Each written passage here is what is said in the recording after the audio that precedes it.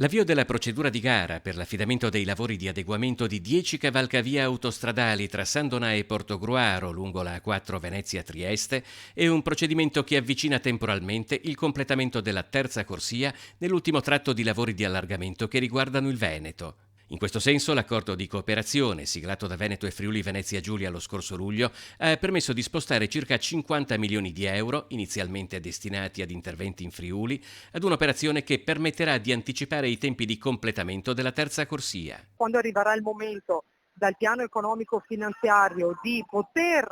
avviare i lavori della terza corsia, i cavalcavia saranno già a posto, quindi si inizierà direttamente con i lavori di allargamento, insomma, e speriamo che non ci siano imprevisti di nessun tipo. L'accordo di cooperazione è stato firmato, quindi quanto previsto dal piano economico finanziario verrà rispettato. I lavori di allargamento a tre corsie del tratto autostradale Sandona di Piave Portogruaro partiranno tra la fine del 2024 e l'inizio del 2025 e dureranno un paio d'anni.